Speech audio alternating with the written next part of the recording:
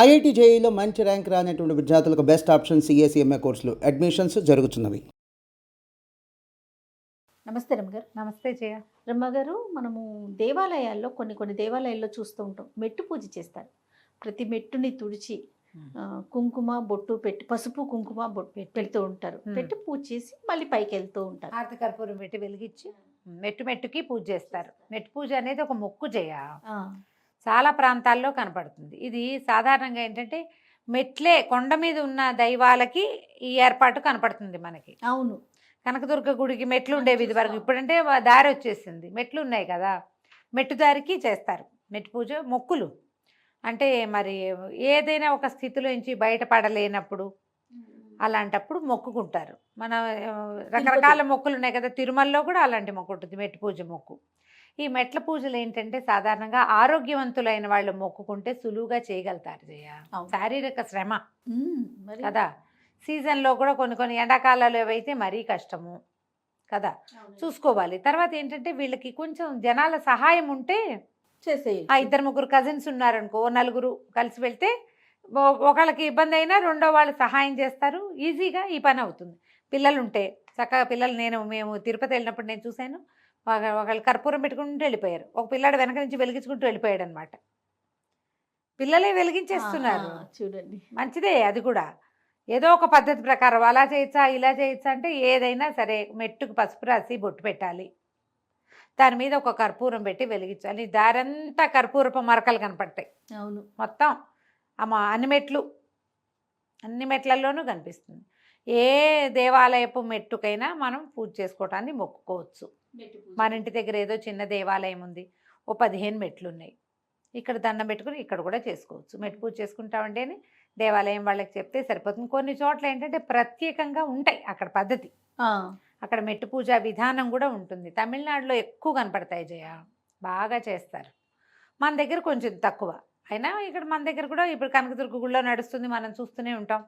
తిరుమలలో ఎలాగూ కనపడుతుంది, మొక్కుకొని చేసుకోవచ్చు. దీనికి ఏంటంటే కొంచెం 3-4 గ్యాదర్ చేసుకుంటే మీరు ఇబ్బంది పడకుండా, ఓ 2-3 ఫ్రెండ్స్, ఓ 2-3 చుట్టుపక్కల ఇళ్ళ వాళ్ళు, కజిన్స్, అక్క చెల్లెళ్ళు, వదిన మరదళ్ళు, ఇట్లా ఒక 4-5 ఉంటే కాస్త వెళ్ళేటప్పుడు మంచినీళ్ళు పట్టుకెళ్తాం, ఏదైనా నోట్లో వేసుకోవడానికి కొంచెం గ్లూకోజ్ లాంటివి పట్టుకెళ్తాము, మంచిది. ఓకే. ఒక్కొక్కసారి కళ్ళు తిరిగిపోవచ్చు, ఈ పైకి వెళ్ళి కిందకి చూస్తుంటే కూడా తలకాయ తిరిగిపోతుంది. అవును, ప్రమాదాలకు లోను కాకుండా మొక్కు తీర్చుకోవచ్చు. అంటే ఈ సందర్భంలో మనం మెట్టు పూజ చేస్తే ఇది తీరుతుంది అంటే ఎవరి కోరికను బట్టి వాళ్ళు తీర్చుకుంటారు అనుకోండి. అలా కాకుండా అసలు అలా చెప్పడం ఏమైనా జరిగిందా? వివాహము, సెటిల్మెంట్ ఈ 2 చోట్ల చెప్తారు జయ.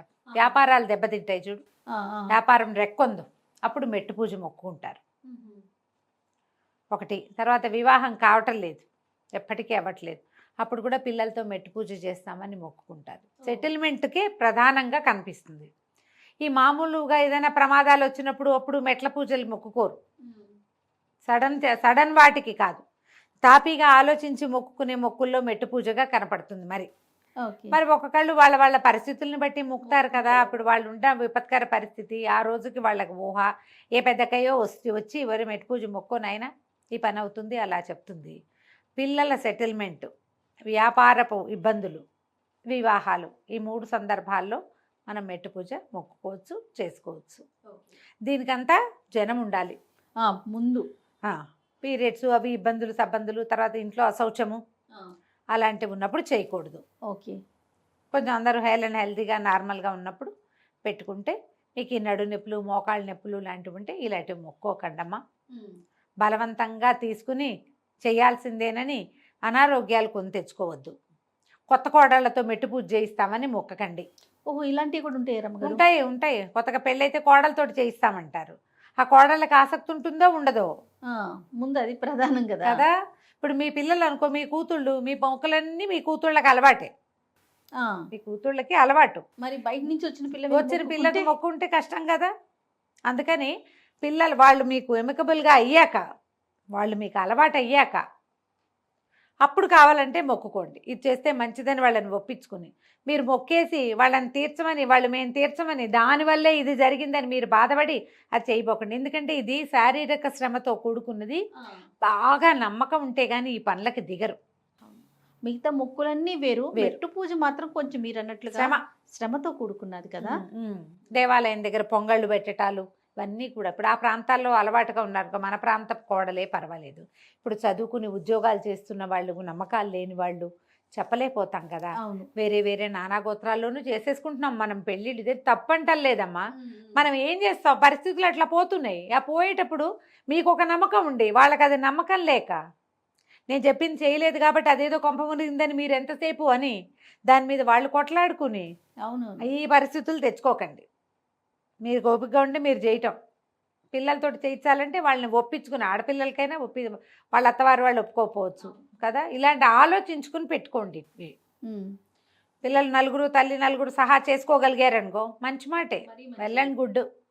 కుదరపోతే అప్పుడు నెత్తండి చేస్తుందని భయం వేస్తుంది కదా జయ. నిజానికి మామూలుగానే వేల్పుల మొక్కులు 1000 ఏళ్ళు అని శాస్త్రం ఒక మాట చెప్పుకుంటారు. శాస్త్రం అంటే అదేదో పుస్తకాల్లో ఉందని కాదు, పెద్దవాళ్ళు చెప్పే మాటే. వేల్పుల మొక్కులు 1000 ఏళ్ళు. ఇవాళ తీర్చలేకపోతే 10 ఏళ్ళకి తీర్చుకుంటాం. పోయే కాలానికి వచ్చి తీర్చినా సరే పర్వాలా, గుర్తుండి చేసుకోవటమే. కానీ తీర్చే అవకాశం లేని పరిస్థితుల్లో మనం మొక్కకూడదు కదా. అవును. మొక్కుకునే ముందే ఆలోచించుకోవాలి, అది కరెక్ట్ కదండి. ఆలోచించుకోవాలి. మీకు అలాంటి సరదాలు ఉంటే కనుక చిన్న దేవాలయాలని ఎన్నుకోండి, పిల్లలతో చేయించండి వాటిని. ఈ దేవాలయం దగ్గర ఈ పసుపు రాయటం, బొట్టు పెట్టడం ఫ్యాషన్కి ఇదిగా ఉంటుంది చేయకపోవచ్చు. కొంతమందికి ఇళ్లలో అలవాటుగా ఉంటాయా, శుభ్రంగా చక్కగా చేస్తారు పిల్లలు. నేను పిల్లల్ని చాలామందిని చూస్తా. అదేలేండి. కొంతమంది ఒప్పుకోరు. గుళ్ళో ప్రసాదం తింటా కూడా ఇష్టం ఉండవు కొన్ని టికెట్లకి. మనం ఏం చేస్తాం చెప్పు, అంతే.